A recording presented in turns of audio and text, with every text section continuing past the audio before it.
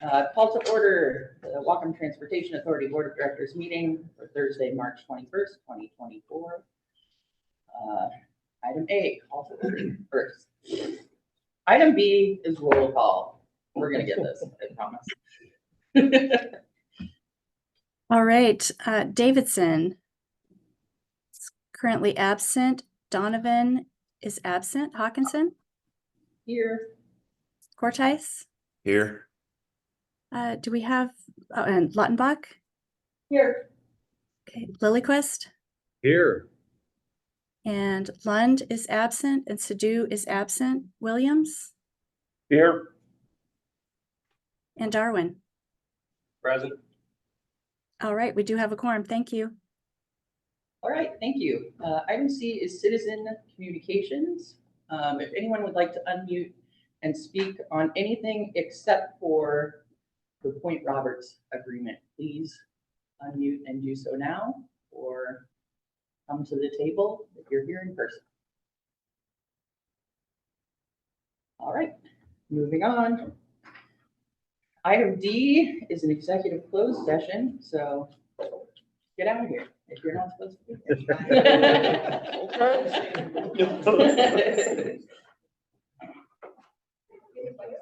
I'm taking my breath and I'm leaving.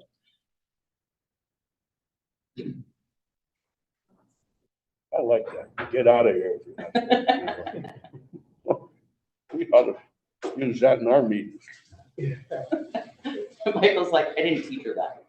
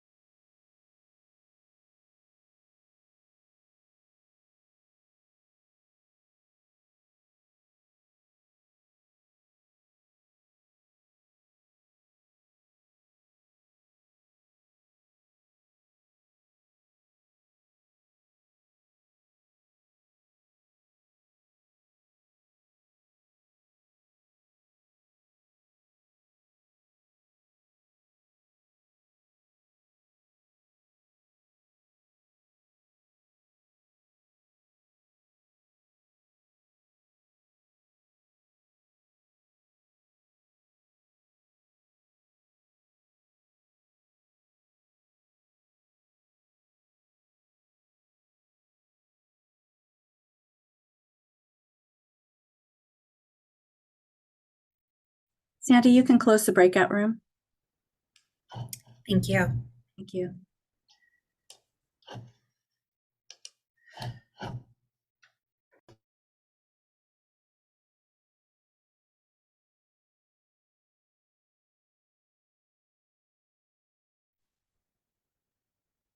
All right, item E, board action, E1, consideration of approval of an agreement with Roberts Circle of Care. Yes, so as an introduction to this, WTA has tried over the years to serve Point Roberts in many different ways, all unsuccessful. Part of that has been the fact that there's core border crossings on a complete trip to go through, including going through a third country. Right through that, so it's been difficult. There have been WTA operated community van that didn't work, zone service, taxi service, and since borders reopened, we really haven't been able to do anything because taxi hasn't materialized. The board has said part of our mission is to think innovatively to help communities and to identify gaps and seams and try to fill those. So we embarked on a journey with Point Roberts community where a nonprofit there, Circle of Care, kindly agreed to step in with the idea of, much like our van grant program, where we provide a van and they would operate that. We transfer the van to them, legal title to them, and they operate, maintain, and so forth. One of the sticking points was as a nonprofit, to have the funding to be able to get it off the ground and run. So what you see in your packet is a result of those discussions.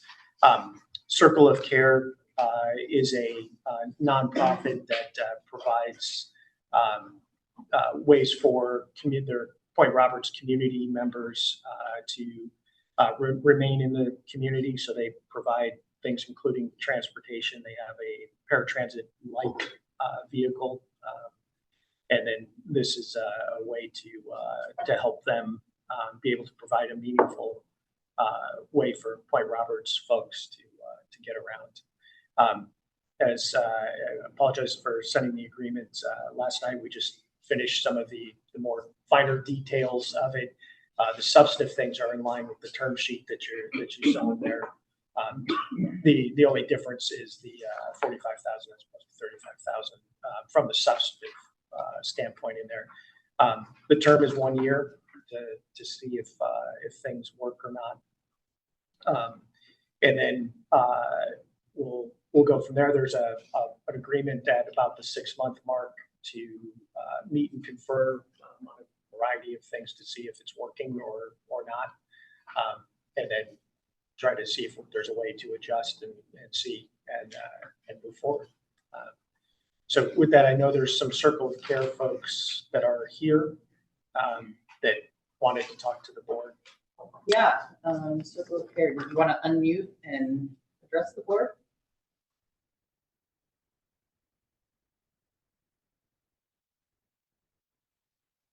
Does anyone from Circle of Care want to unmute? Okay. Yes, I can. This is Galen Wood, and I'm president of the board of Circle of Care. And thank you for considering this proposal that we've been working on for the last few months. Thank you for being here. Michael? Does Circle of Care plan on charging fares? And I'm wondering because the 45,000 doesn't sound like a heck of a lot to pay for all the operating costs. So are they going to subsidize the 45 with fare revenue or what? The agreement leaves it to their discretion to decide. They're not sure. Okay. It's all part of this pilot to see. And then there's some accounting things if they do charge a fare that are in the agreement that we need to work through. But But we don't know. I don't know. I don't want to speak for Galen and the Point Roberts folks, but we left that flexibility in the agreement. All right. Oh, go ahead. Hi, this is Louise Cassidy. I'm the treasurer for Point Roberts Circle of Care. And at the moment, our plan is to not charge, but we have to leave that open to see how the needs are and how it works out. Okay. Thank you. Anybody else want to say anything to the board? Any board members have questions, comments? Staff? Go ahead. I don't. Oh. All right. But And if I could, I talked with County Executive Sadhu, because he couldn't be here for a wedding, but he passed along that he supports this, and he's been involved with the Point Roberts community as well, and believes this is a solution that is good. So he asked me to pass along his endorsement. Great. Yeah.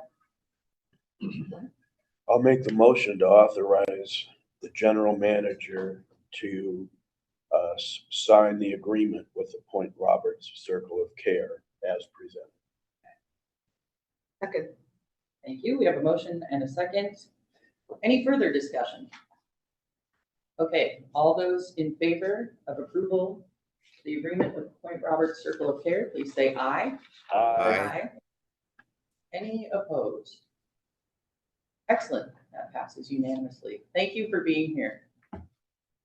Item E2, consideration of resolution number 353-24, amending the delegation of authority to the general manager.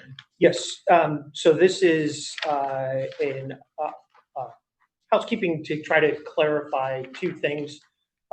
One, thank you to the Eagle Eye of Reverend Lilliquist.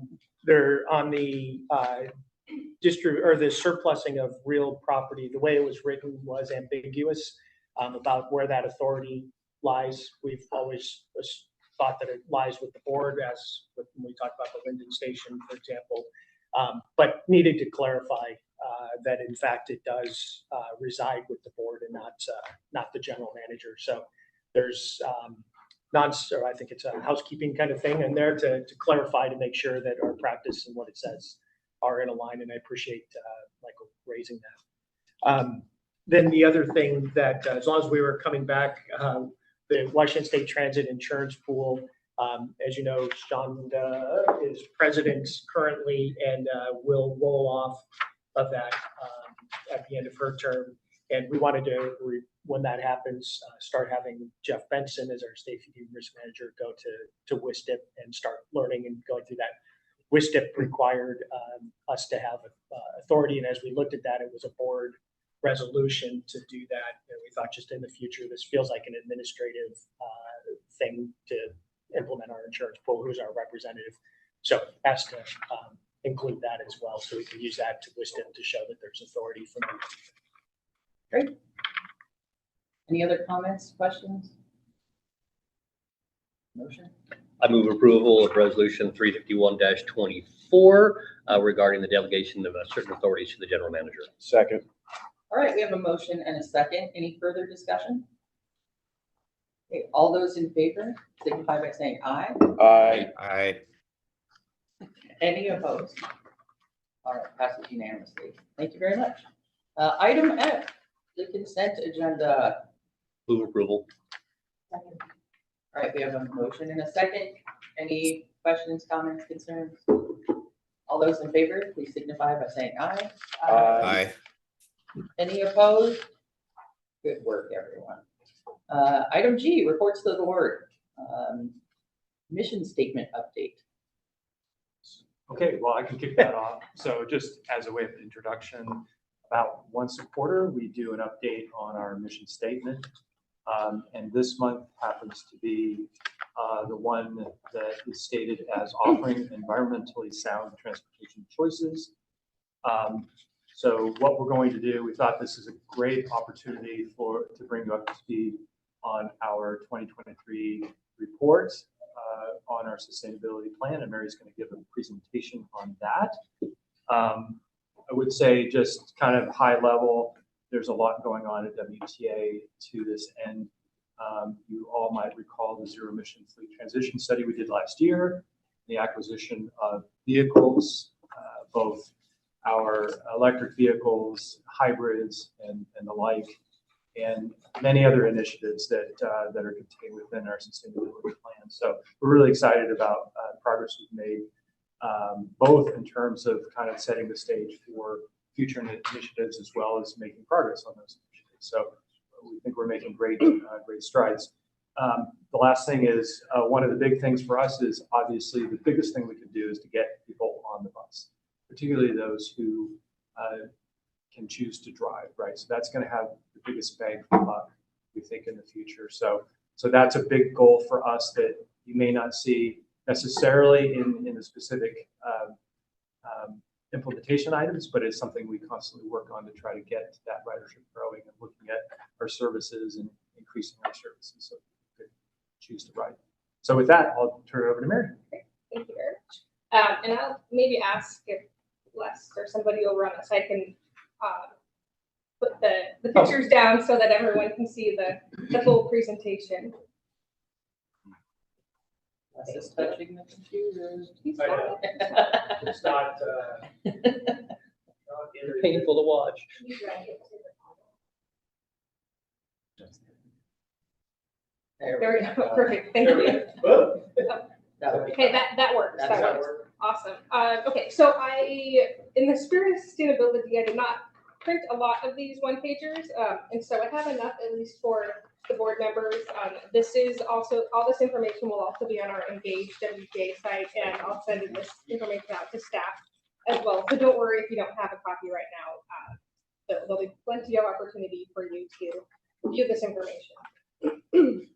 So just to give a little bit of background as to why are we doing this? Why do we care about sustainability? And why are we talking about our emissions and utility use? For one, I think it's expected, especially in our community, that our many people expect us to report on our greenhouse gas emissions and our utility and where we're at with sustainability.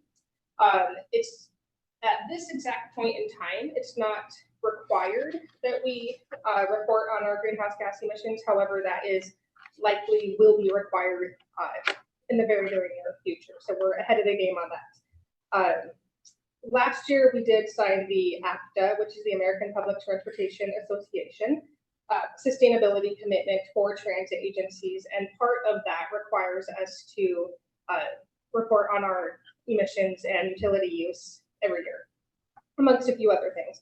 And then we also signed President Biden's Sustainable Transit for a Healthy Planet initiative also around a year ago. And some of these things, when we sign on to these commitments, allows us or opens up the opportunity for grant funding that wouldn't otherwise be available to us if we hadn't signed those commitments.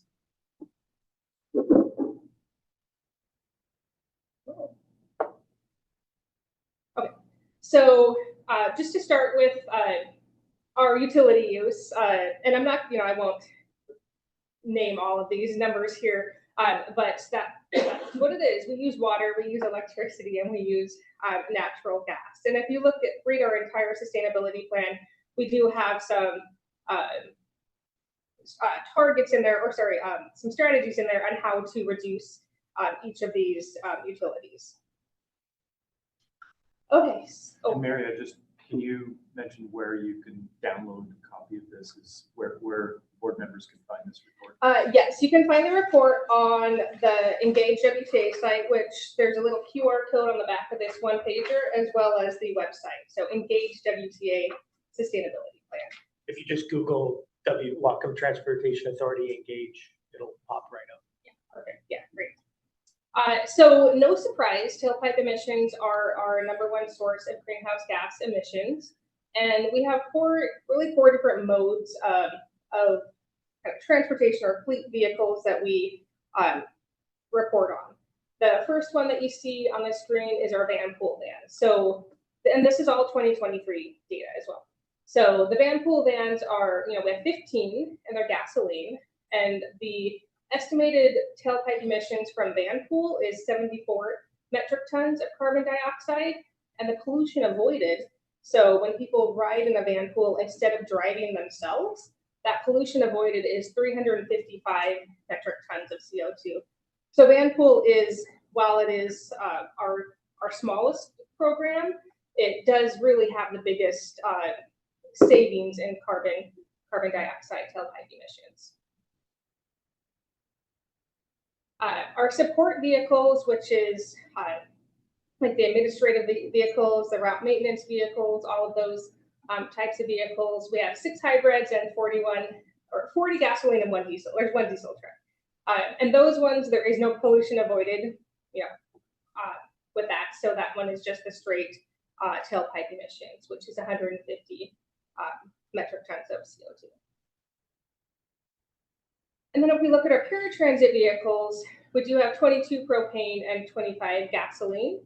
And that one, similar to the support vehicles, due to the nature of that service, there isn't any pollution avoided, because the people who are using that service wouldn't like, it's not likely a savings of a car trip. I guess is basically what it is. And then fixed route buses, our largest fleets. As of last year, we had 8 hybrids, 4 battery electric, and 50 diesel. And so you can see, of course, the largest source of our greenhouse gas emissions, our tailpipe emissions, is from fixed routes.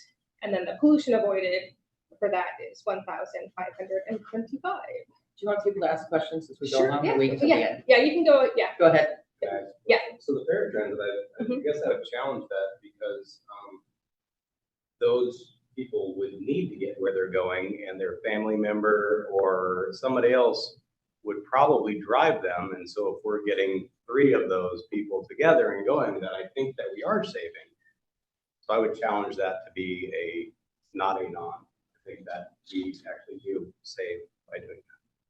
Yeah, that's there may be a small savings, but and I can look into this and see what other agencies do. But if you think of it, like I'm driving my mom to the doctor and waiting with her and then driving her home, versus WTA is coming to pick my mom up, driving her to the doctor, then going to pick somebody else up, and then coming back and picking her up. So it's more of shifting who's driving, kind of shifting the emissions. And yes, there is some shared trips there, so there may be some greenhouse gas savings due to the shared trips, but I'll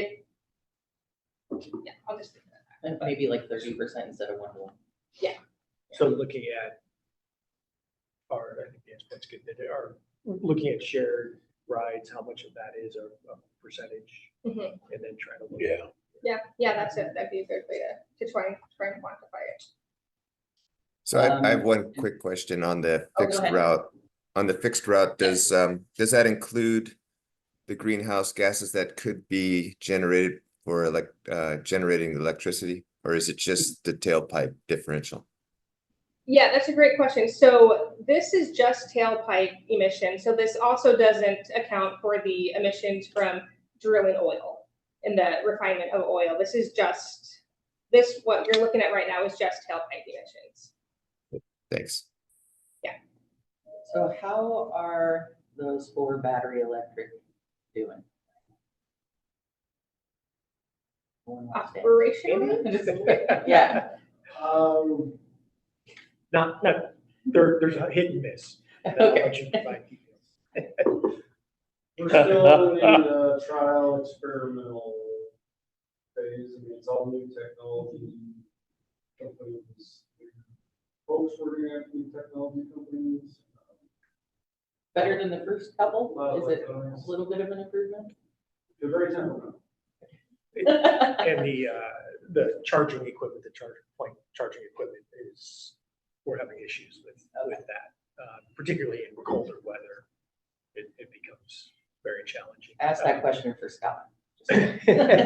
Well, and there'll be another next layer or next level of evolution of the electric buses, battery electric, that will be be coming with it when the 8 arrive.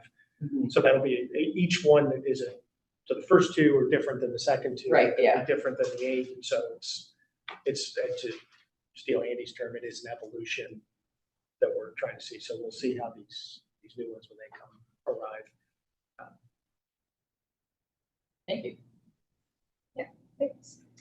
So if you look at all of our tailpipe emissions and pollution avoided, our net tailpipe emissions is 3,908 metric tons of CO2. Okay, so Tim mentioned this at the beginning as well. So here's the call to action. Usually we do the call to action at the end of the presentation, but I felt like it fit better here. So ride the bus. Almost everyone in this room, and probably staff and board members, I guess I should say, have a bus pass. So ride the bus. If you're able to switch even 1 or 2 trips per week, it does make a difference. And just to give you like some, I did crunch these numbers yesterday. So if we wanted to make all of our tailpipe emissions net zero, so for all of our modes combined together, so that 3,908 metric tons, we would need 2,915 people more in addition to make 1 round trip per day, every day of the year that we have service. Or if every day is a bit too much for you, then we need 10,062 people to ride the bus twice a week. So, it's aspirational, but I feel like it's possible. It's attainable, So that's what it would take for our tailpipe emissions, at least, to be net zero. And that would be replacing a driving trip. Now, if we look at some of the goals that we set last year, and these all have a 2030 goal, and they're normalized, at least the first few, by employees. So reducing electricity use in our administrative building, which is this one right now, which is the Moab building that we're looking at. We're 69.5% towards that goal. Yay. Reduce water use by 50%. That one, we're doing even a little bit better, 89.3% towards that goal. And the water use is for all of our sites, not just Moab. This is the one. Okay, here you go, Scott.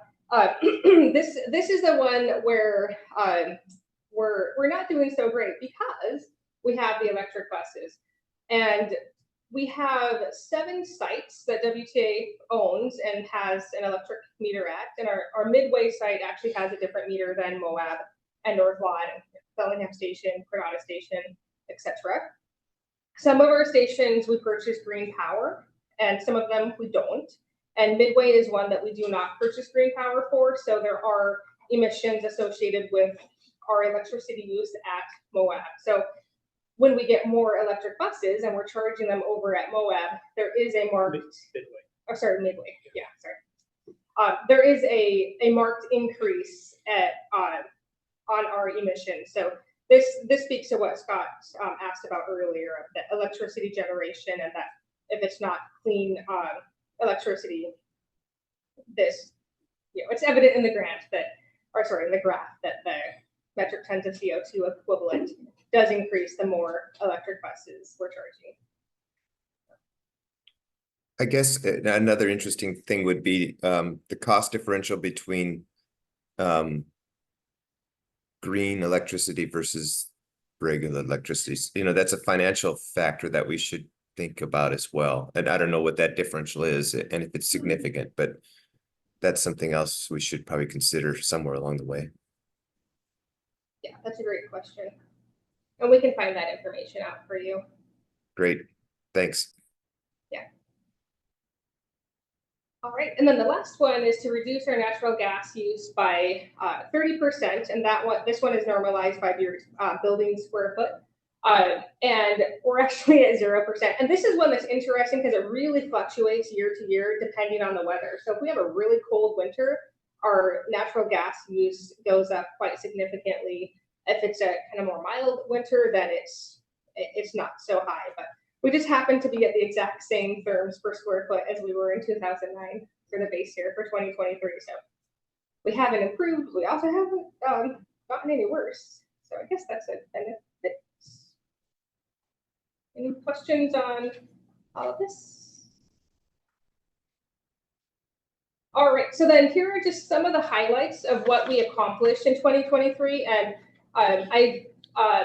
this is a lot more text than I usually have on a slide. However, I will say I cut off like half of the accomplishments because they're just all so great. So I just couldn't not include these ones. So finalizing the sustainability plan really, I think, was like the biggest and best thing that we did last year in terms of sustainability. We did hold the Transit for the Trees event in support of the City of Bellingham's Climate Action Week, resulting in 1,117 trees being planted currently this month. A grant for 11 hybrid buses, which will be coming this year, I believe.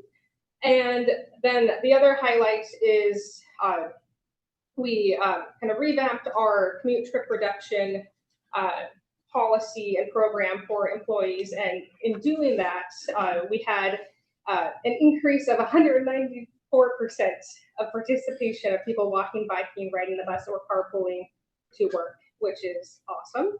And those 50 people avoided 14.38 metric tons of CO2 tailpipe emissions. And then just looking at, what are we doing this year in 2024? So we're continuing with the commute trip reduction financial incentive for employees. We are replacing 8 diesel buses with electric buses, replacing 3 diesels and 8 hybrids with 11 hybrids. We're continuing to partner with the Whatcom Trees project for some carbon offsets. Expanding the Route 48 to hourly service. It currently has maybe like 5 or 6 trips per day, so it'll be easier to get here to this office. In 2024, we are going to be working with SSC to do the food plus compost here at Moab. Electric vehicle charging stations at Cordata Station, which I think they're actually working on construction in the next couple of weeks for those, or at least starting to break the ground on that, which is exciting. And then, of course, the transit-oriented apartments at the Linden Station. So all the great stuff that we will be doing, are doing, and will be doing for 2024. Or at least I should say the high level of stuff. I'm sure there's other things that are also exciting. This didn't make it onto the graphic. So I mentioned the Transit for the Trees. If you're free this Saturday, come and join the Whatcom Trees Foundation and some of the WTA staff to plant trees. It'll be fun. It's the Whatcom Humane Society Wildlife Rehab Center.